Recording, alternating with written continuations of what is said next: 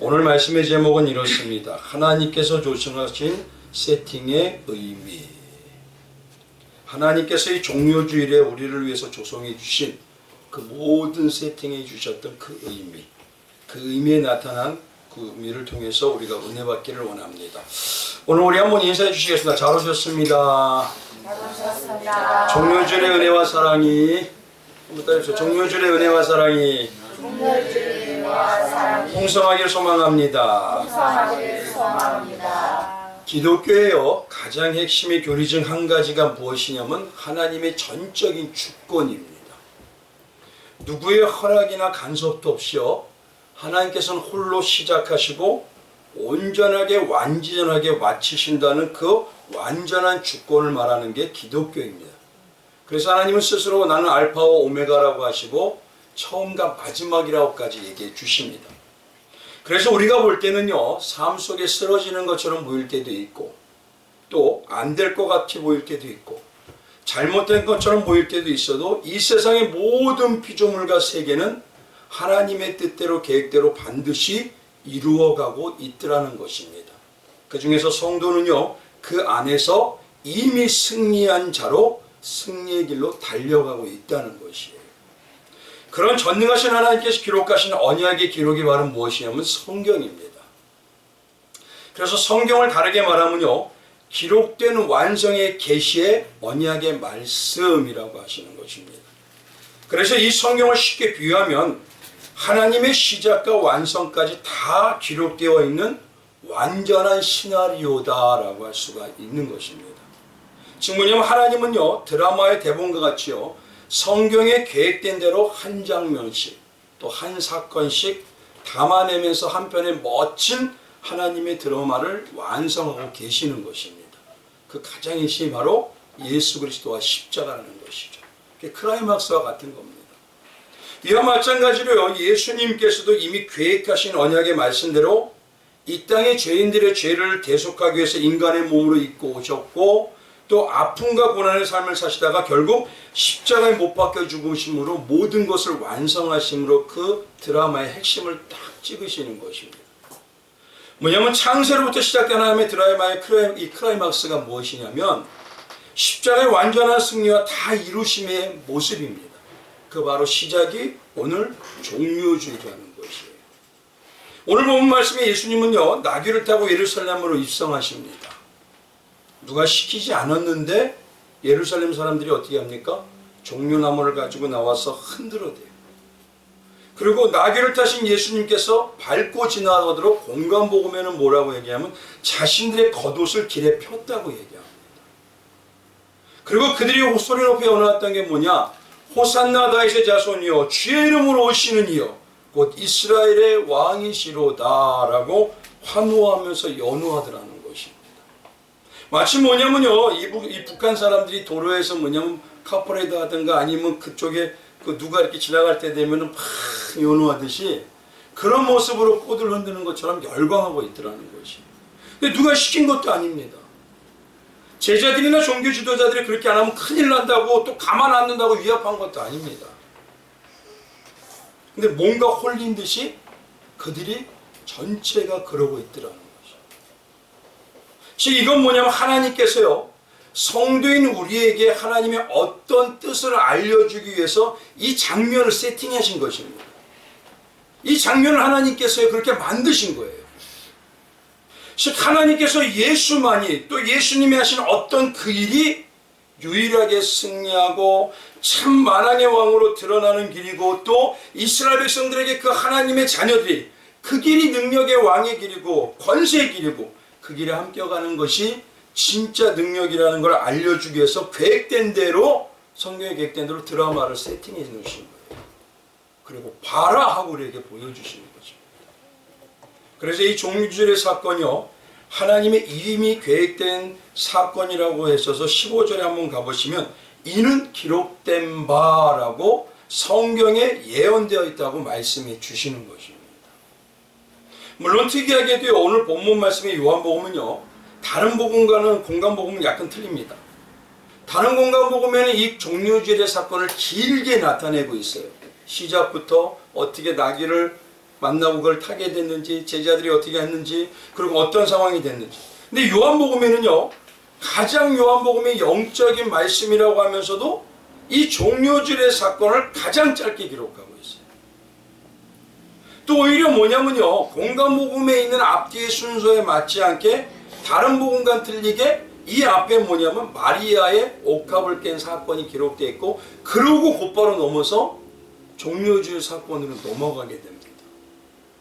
그래서 지난 연도뿐만 아니라 지지난 연도에는요, 이 종료주일에 나타나는 영적이고 신학적인 의미에 대해서 계속 말씀을 드렸어요.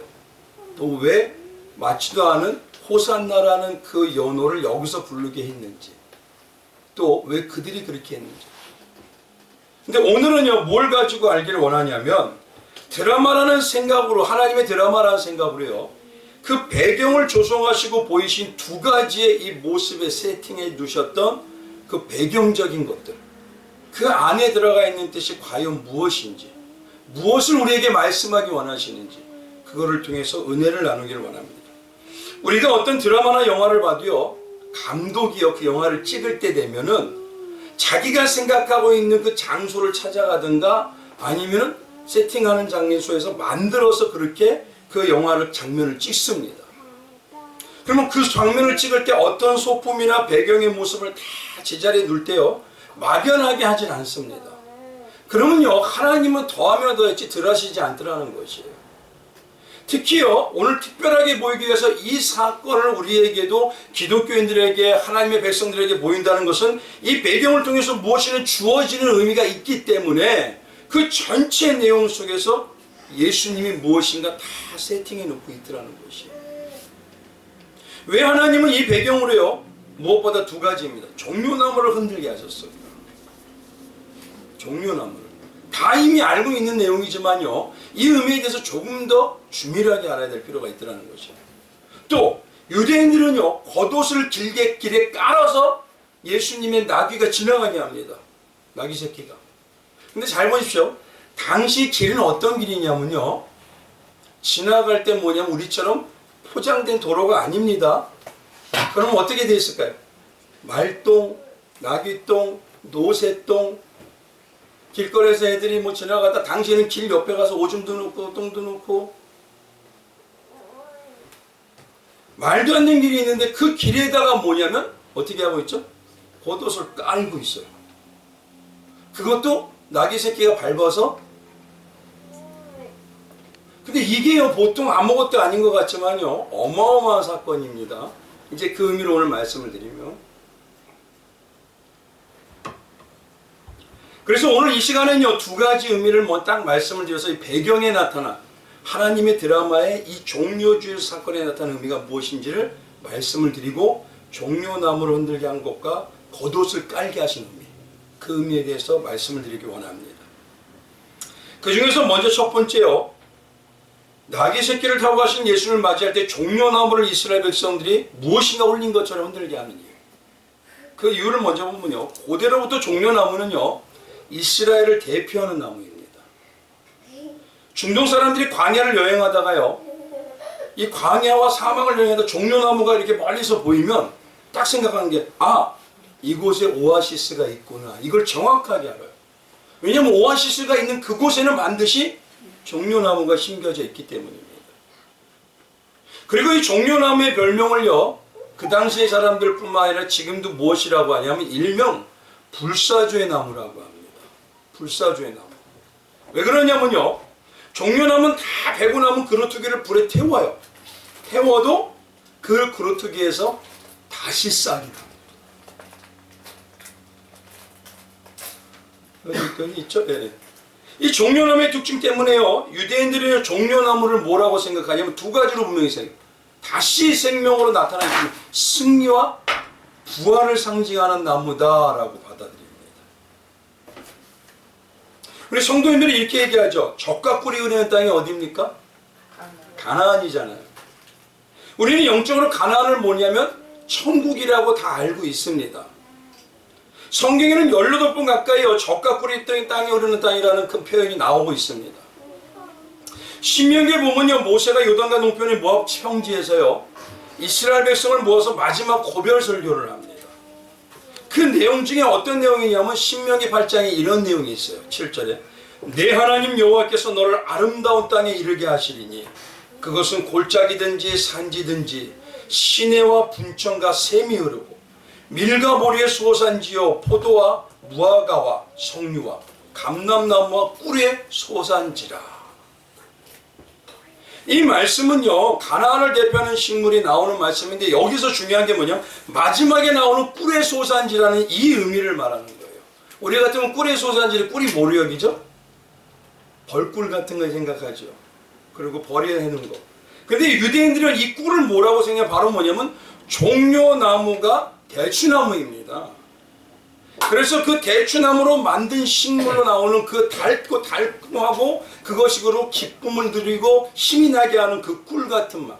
그래서 그 종려나무에서 나온 그 액체를 꿀이라고 얘기하면서 그것이 바로 꿀의 소산지다라고 성경에는 말하고 있는 것입니다. 근데 한번 봐보십시오. 성경에서 말하는 꿀은 무슨 뜻입니까? 이제 다 아시죠?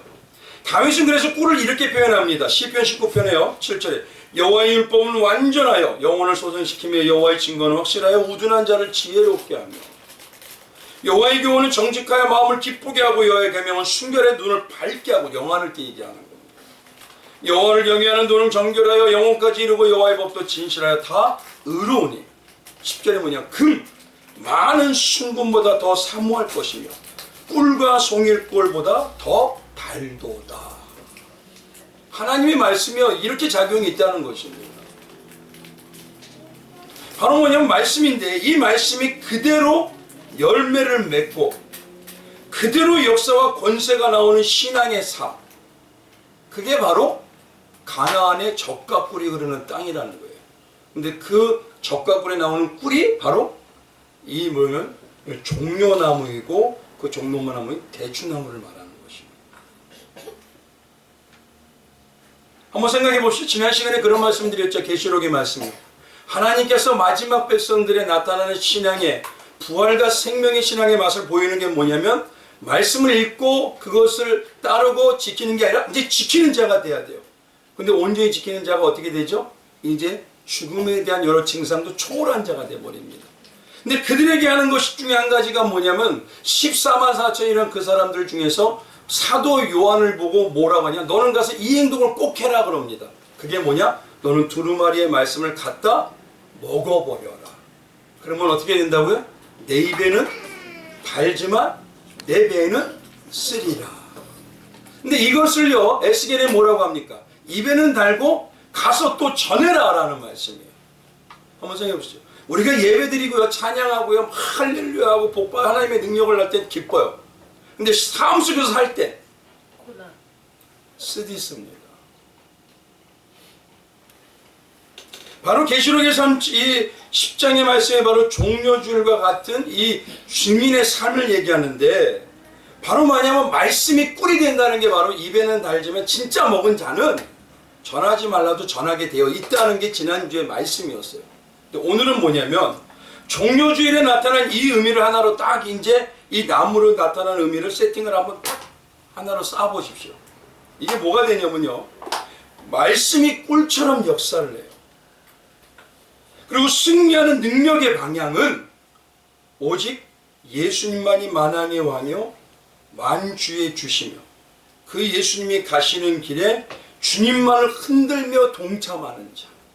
흔든다는 건 뭐냐면요 난 이거밖에 들을 게 없어요 이 소리예요. 그래서 이 뒤에 나오는 초실절이 있죠. 오순절이라고 하기도 하고 칠칠절이라고 하죠. 그때 하는 게 뭐냐면 볕단 하나를 들고 흔드는 거예요. 난 이거밖에 없습니다. 우리 성도님들 지금 뭘 흔들고 계세요?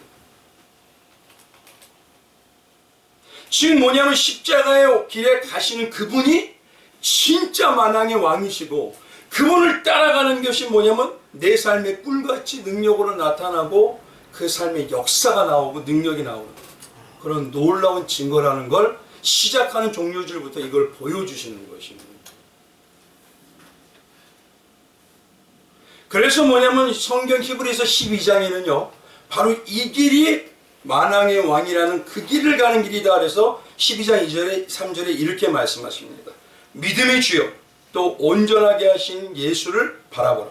그는 그 앞에 있는 기쁨을 위하여 십자가를 참으사 부끄러움을 예치 아니하지 하나님 보좌 우편에 앉으셨느니라. 만왕의 왕이 되셨느니라 이 소리입니다.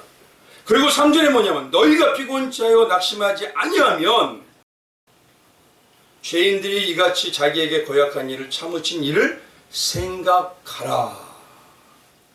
거기에 동참하는 자가 진짜 능력 있는 자다.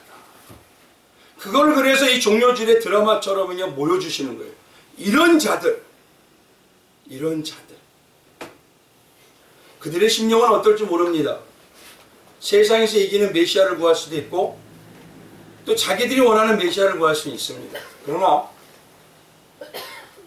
기독교는 무엇이 가장 중요하냐면요. 기독교는 정말 누구를 들고 누구를 자랑하느냐에서 차이가 난다는 것이에요. 근데 한번 가만히 보십시오. 히브리서 12장을 보면요.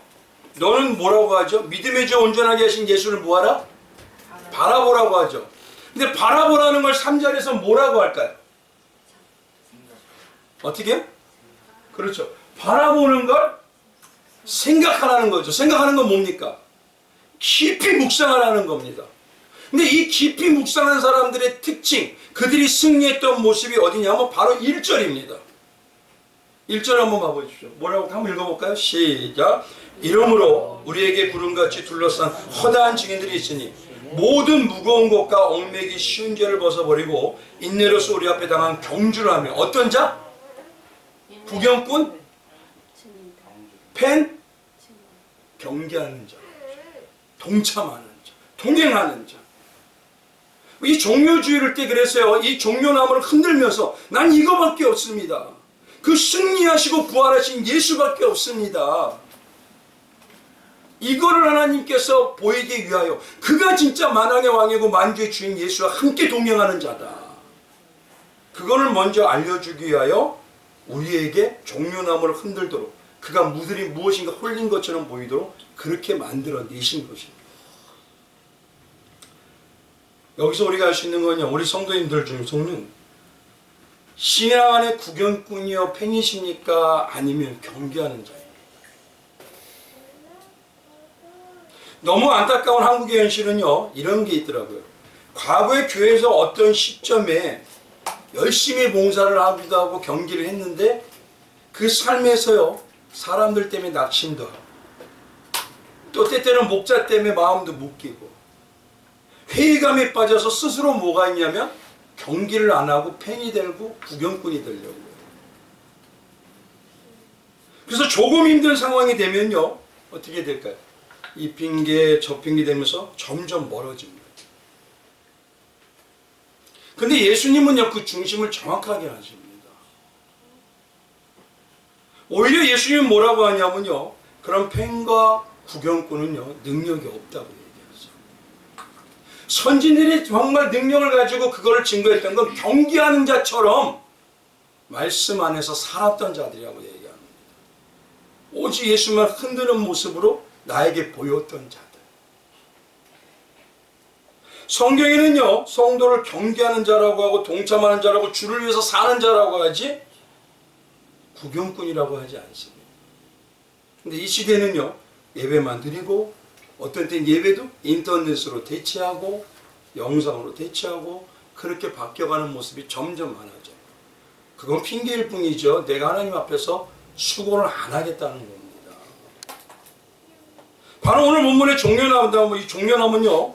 예수님이 가신 십자가의 길이 진짜 승리하는 길이라는 것을 암시하여 주시기 위해서 그 길만이 같이 동참하는 자가 진짜 자랑이 되고 나타나는 그가 하나님께서 진짜 동행하는 자라는 걸 알려주기 위해서 시작부터 보여주신 거예요. 그러니 뭐냐? 너희에게 가장 중요한 분, 사랑하는 분, 그분을 위해서 헌신하는 삶이 무엇이느냐라고 물어보시는 겁니다. 우리 한번 생각해 보죠. 가족을 사랑하면 어떻게 되죠? 가족을 위해서 헌신하죠. 자식을 사랑하면요. 어떤 제가 보니까요. 진짜 예전에 그런 애도 있어요.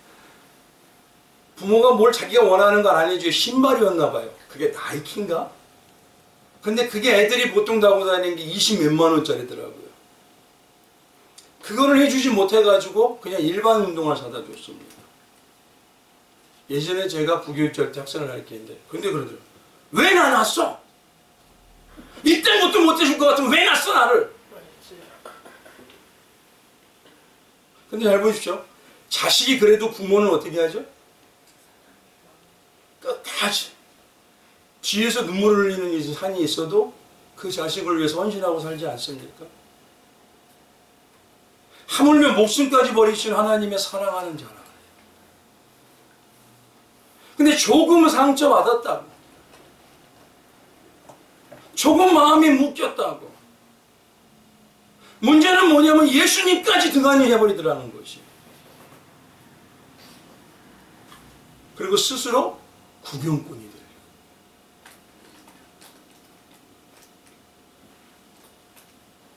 주님은 오늘 우리에게 말씀하시는 건요, 너희는 나와를 드러내고 나를 높이는 자의 삶을 살아야 된다. 그것이 종료주일의 첫 번째 종료나무를 흔들게 하시는 의미입니다. 마태복음 24장에 가보면요, 마지막 때의 징조가 나옵니다. 7절부터 이래요. 민족이 민족을, 나라가 나라를 대적하여 일어나겠고 곳곳에 기근과 지진이 있으리니 이 모든 것은 재난의 시작이니라. 근데 솔직히 한번 보십시오. 역사를 보면요, 전쟁이 없었던 적이 있었나요? 지진이 안 일어난 적이 있었나요? 지금도 기근이 없던가요? 미국에서요, 밀을 재배해가지고 밀을 수확하는 걸 가지고요, 그대로 다 아프리카 가면 다 먹여 살립니다. 근데요, 절반 가까이를 바다에 버려요. 왜 그럴까요? 시세를 맞춘다고. 돈을 더 벌기 위해서. 역사 이래로요, 단 한 번도 전쟁이 없던 적이 없어요. 근데 우린 모르죠? 전쟁 되면 아우 지진 나면 어떻게 하죠? 아우 지진. 조금만 가난한 느낌이 나면 아우. 그래서 점점 그거에서 멀리 떠나려고 합니다. 근데 만약 보십시오. 이런 전쟁이 나는 게 무슨 마지막 징조죠, 이게? 지금도 있는데. 이 말씀을 우리가 이해를 쉽게 하려면요, 진짜 이렇게 보십시오. 지진이 날 때, 큰 지진이 나기 전에 어떤 지진이 날까요? 작은 지진이 나죠. 여진이라고 합니다. 그건 뭐냐면 큰 지진이 있기 전에 전조 증상이에요. 마찬가지로요, 지금 이 땅에도 전쟁과 기근과 지진을 이렇게 나요. 그럼 그것이 볼 때마다 우리는 그것을 가지고 뭘 생각했냐면 마지막에 반드시 하나님이 심판할 때가 온다는 걸 기억해야 됩니다. 즉 하나님께서 지금 뭐냐면요, 동화에 보면은요, 그거 있죠. 거짓말한 양치기 소녀. 늑대가 나타났다! 아니에요. 늑대가 나타났다! 하는데 사람들이 나중에 어떻게 하죠? 안 오죠? 하나님이 지금 그 방법 쓰시는 거예요. 정말 하나님이 마지막 때 가까이 왔다 하다 하나님 말씀을 다시 붙들고 있어야 될 깨어있는 자들, 예수를 흔드는 자들. 그래서 점점 기근이 있게 되도 하기도 하고, 때때로는 뭐냐면 전쟁도 계속 있게 하는 겁니다. 여진처럼. 하나님은요, 그래서 뭐냐면 신앙 안에도 똑같아요. 늑대가 나타났다 하는 것처럼요, 때때로는 신앙 안에 회의감이 들 때도 있어요. 근데 그럴 때마다 하나님 맞아요. 인간은 죄인이기 때문에 예수 없으면 난 못 삽니다. 이런 사람이 있는 반면, 에이 이젠 교회. 때때로는 기독교의 낙심이 되기도 합니다.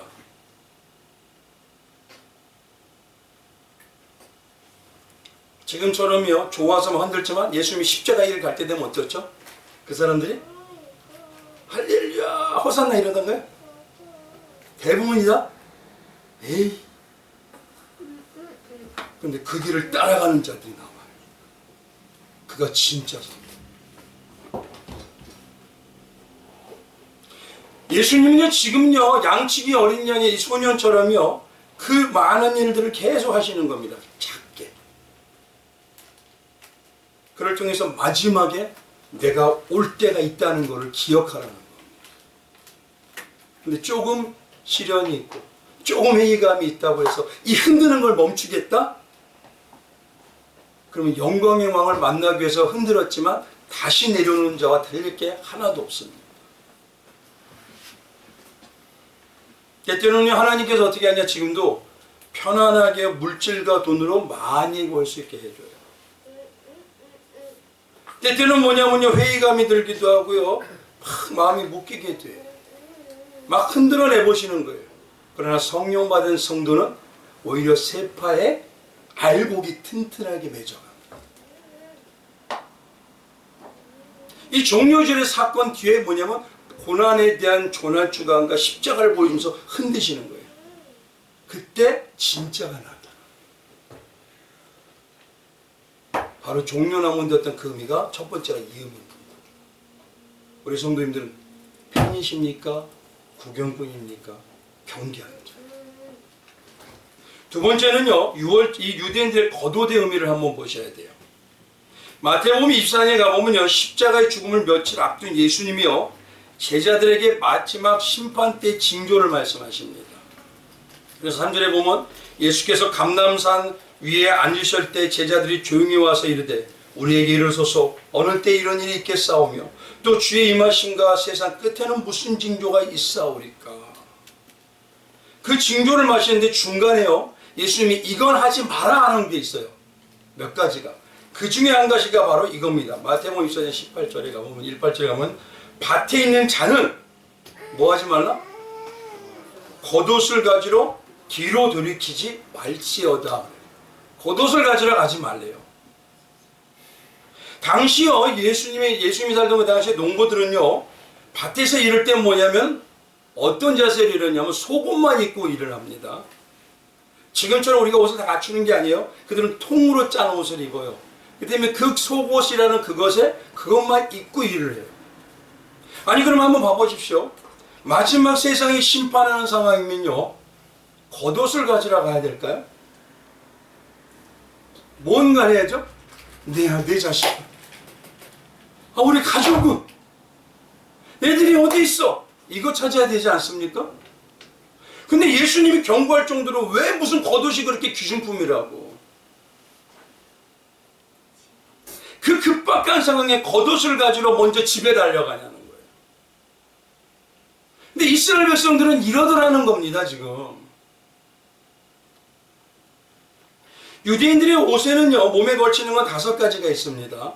뭐냐면 속옷이 있고요, 겉옷이 있고, 허리띠가 있고, 쓰는 게 있고, 신발이 있어요. 이 5가지입니다.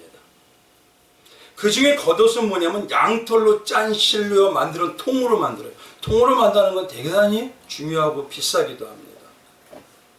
그리고 네모난 천으로 만든 외투입니다. 이 외투를 얘기합니다. 겉옷은요, 단순히 옷이 아니라 뭐냐면 신분과 자기 명예를 나타내는 신분증입니다. 겉옷이 특별한 이유는요, 가장 그 이유가 뭐냐면 내 귀퉁이에 술을 달아요. 저쪽에 보이신 것처럼 내 귀퉁이에 술을 달게 되면 이건 옷단술이라고 합니다. 이 4군데 술을 만들고요, 청색끈을 꺼서 매듭을 지어요. 그것을 보면요, 어떻게 되느냐, 하나님의 율법을 상징함으로 계명을 기억하고 준행하려고 해야 되겠다는 그거를 생각하고, 그것이 뭐냐면 자신이 어떤 신분인지를 알게 해요. 나는 하나님의 백성이요, 고귀한 자요, 거룩한 백성이라는 자부심을 가지고 살게 합니다. 그래서 당시요, 돈이 빌릴 때 돈이 없으면요, 어떻게 하냐면 이 매듭을 맨 술단이 뭐냐면 사람이 자기가 매게 되면 조금씩 다 틀려요.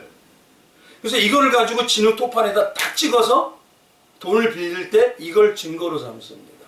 왜냐하면 이거를 빌렸다는 증거를 삼으면요, 정확하게 하나님 앞에서 증인이 된 거기 때문에 어떻게 해서 속일 수가 없어요. 이 술을 히브리 말로 치치트라고 하는데요, 신분을 나타내기 때문에 겉옷의 술을 만지는 것은 그 사람 자체를 그냥 만지는 거예요. 맨몸을. 이 겉옷을 만지는 것은. 특히 저 술단을 만지면요, 큰일이 납니다. 웬만한 사람들은 저거 만지지 않습니다. 근데 마태복음 9장에 가보니 어떤 사람이 나오면 혈루병에 걸린 여인이 나와요. 그 여인이요, 예수님의 뒤에 돌아가서 겉옷가를 만졌다는 말이 있습니다. 그게 뭘 만지냐면 저걸 만진 거예요, 지금. 이거 만지면요, 돌에 맞아 죽습니다. 특히 혈루병이는 여인이 피를 흘리는 거냐 율법에 부정하다 그래서요, 가까이 하지 말라고 할 정도로 그렇게 말합니다. 근데 여자가 그런데 술단을 만졌다. 이건요, 예수님 자체가 지금 거룩하고 메시아인 예수님이 순식간에 타락돼 버린 거예요. 이제 이유를 아시겠죠? 저게 얼마나 큰 사건인지. 그러니 그 여인은 돌에 맞아 죽어야 돼. 근데 유일하게요, 여인이지만 이 옷술단을 만질 수 있는 자가 있어요. 누굴까요? 이 옷의 아버지 주인이 딸은 만질 수 있어요.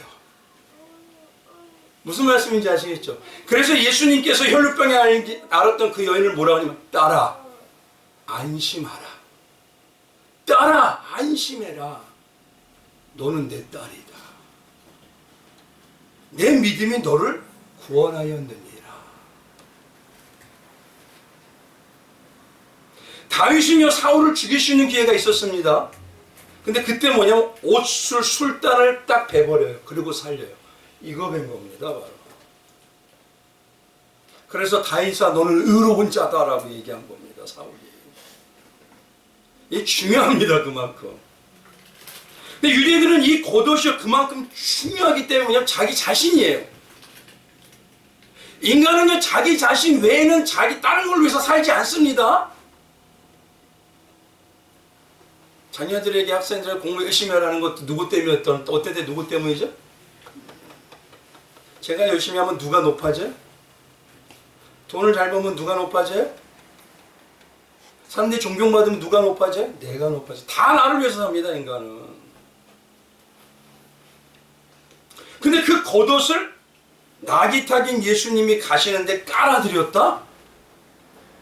이거는 유대인들에게 상상이 안 되는 일입니다. 그들은요, 죽었다 깨어나도 죽으면 죽었지 그 짓은 안 해요, 절대. 당시 말씀드려도 길에는 짐승의 배설물이 널려 있어요. 각종 배설물이. 근데 그 고귀한 신분이 있는 그곳에 신앙 안에서도요, 교회 안에서도 누가 나를 멸시해 보시고 누가 나를 핀잔해 보세요. 그럼 사람들이 견디나요? 안 견딥니다. 유대인들은요, 체면 때문에요, 율법 때문에 길 가다가 칼에 맞아 죽어도 죽는 자의 전쟁이 나도요. 겉옷을 깐다는 건요, 이거는요, 유대인들 중에서 평생에 잊지도 않는 일입니다. 그거. 그들은 그럴 수가 없어요. 근데 종료주의일 때 겉옷을 깔아버려요. 이게 뭐죠, 도대체? 스스로 이랬을까 해봐요? 하나님이 하셨다. 그러면 잘 보시죠. 길을 지나가라고 깔아서 예비하는 자의 모습 아닙니까, 이게? 왕이시여, 예수여, 겸손의 왕이시여, 지나가다로 깔아드리는 거예요. 누구 거를? 내 거를. 그 내 거는 그건 누구다? 나. 이 사람하고 똑같은 일을 했던 사람이 있는데, 이 지금 종료주일에 보였던 사람과 똑같은 일을 했던 사람이 있어요. 누굴까요? 세례 요한입니다. 세례 요한이 마태복음 3장 3절에 있죠. 그는 선지자 이사야를 통하여 말씀하신 자라. 읽었을 때 광야에 외치는 자의 소리가 있어 이르되 너희는 주의 길을 준비하라. 그가 오실 길을 곱게 하라 하셨느니라.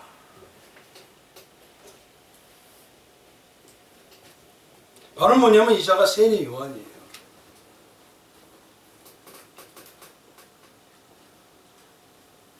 그래서 뭐냐면 요한복음 1장에도요, 23절에 이르되 나는 선지자 이사야의 말과 같이 주의 길을 곱게 하라고 강해에서 외치는 자의 소리다. 그가 외치는 게 어떻게 외쳤습니까? 그냥 말만, 예수 믿으세요 이랬나요? 그는요, 어떤 사람이면 제사장 집안입니다. 제사장 중에서 정통에서 제사장 집안이에요. 완전 귀족 중에 귀족입니다. 평생을 놀고 먹고 살아도 돼요. 거룩한 일은 제사장이 이 성전에서 하기만 해도 돼요. 근데 그의 삶은 어떤 삶이었습니까? 스스로 광야로 내려가죠. 왜요? 나는 구도자로 살아야 돼. 버리는 삶이었어요. 메뚜기의 석청을 먹죠. 왜요? 자기 평안을 가지고 살게 되면요, 언젠가부터 내가 변질되는 걸 알아요, 인간은. 자기의 결국 뭐냐면 생명을 다해서 자기 자신과 모든 걸 들여서 그 예수의 길을 깔아드리는 거예요. 오늘 종료주일의 이 겉옷이 바로 그 의미입니다. 바로 무슨 겉옷은 뭐냐면 낙이 타고 가신 예수님의 길에 펴드렸다는 것은 뭐냐면 겉옷으로 말하는 나 자신, 내 모든 것을 예수님의 겸손의 왕으로, 자기를 죽이는 왕의 그 길에 동참하는 자로 내가 살아겠습니다 하고 결단하는 겁니다. 이게 그자하고만 진짜 만왕의 왕이요, 그자에게 내가 왕이 될 것이다, 그 얘기를 하시는 겁니다. 여기서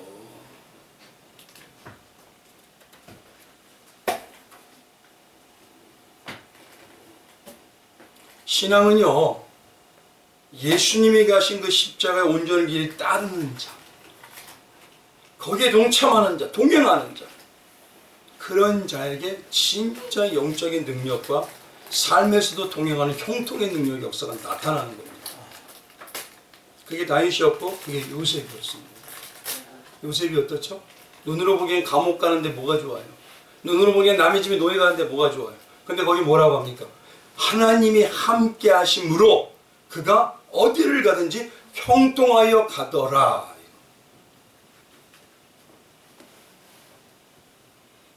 오늘 이 종료주일에 그래서요, 원래 종료주일에 성찬하는 게 맞습니다. 우리는 그 피와 살을 의미하는 성찬식을 갖기 원합니다. 그건 뭐냐면, 주님, 나는 종려나무처럼 주님만 흔들겠습니다. 주님, 내 자신을 이제 주님을 위해서 드리면서 주님을 위해서 나는 살아가는 자가 되겠습니다. 이 의미를 다시 마음에 새기면서 결단하는 겁니다. 그 삶에 동행하겠습니다. 그러니 진짜 이런 마음의 결단을 하도록 성령께서 역사하신 성도가 부경꾼이 될 수 있을까요? 하지 말라도 해도 알기 때문에, 영안이 열리기 때문에 경계하는 자로 뛰어들어가는 거예요. 오늘 이 두 가지 배경으로 보여주신, 세팅해 주신 의미. 나는 지금 어떤 사람입니까? 구경견입니까? 팬입니까? 아니면 경계하는 자입니까? 말씀을 마치겠습니다. 우리 성도님은 어떤 왕의 예수님을 만나기 원하십니까? 순백의 백마를 타고 왕자처럼 화려하게 돼가지고 공주의 나를 덥석 안아서 왕궁에 데려가는 그런 왕자? 제가 예언하건대요, 신앙에는 그런 왕자 없습니다. 그건 왕의 길도 가지 못합니다. 하나님은 오히려 뭐냐면 우리의 힘, 우리가 꾀를 써서 우리의 행복을 위해서 스스로 살겠다고 하는 그것들을 다 하나씩 깡그리 무너뜨려 버리세요. 그래서 뭐냐면 예수만이 능력이요, 예수만이 나의 왕이요, 예수만이 나의 주인이요, 나 그 삶에 오직 예수만을 흔들고 예수에게 내 모든 걸 드리면서 가기를 원합니다. 이 고백하는 자로 살도록 하나님은 만들어내십니다. 그거를 증거로 오늘 보여주시는 거예요. 바로 종료주일에. 그리고 성경에 곳곳에 그런 자가 형통한 자다라고 말씀하셨어요. 왕 대신 예수님의 십자가에 내 옛자가 조금씩 죽어가게 될 때 진짜 마지막에 철장 권자를 가지신 예수님과 부부와 같이 살면서 영원하게 승리하는 삶을 사는 성도가 될 것으로 믿습니다. 우리 예수님만 보이는 게 성도님들이 그런 삶을 사시길 주님의 이름으로 축원드리겠습니다. 그래서 이 종료주를 맞아 나이가 따라가는 왕의 모습이 어떤 것인지, 화려하고 복만 주는 예수가 아니라 십자가에 동참하게 하는 그 예수, 이제 그 길을 가겠습니다. 그 길에 동참하면서 말씀은 정말 꿀같이 달게 먹고 삶 속에는 주님과 함께 하도록 쓰디쓰더라도 내가 가겠습니다 하는 그런 고백을 하시는 우리 성도님들 되시길 축원드리겠습니다. 오늘 이 시간에 우리 잠시 기도하기 원합니다.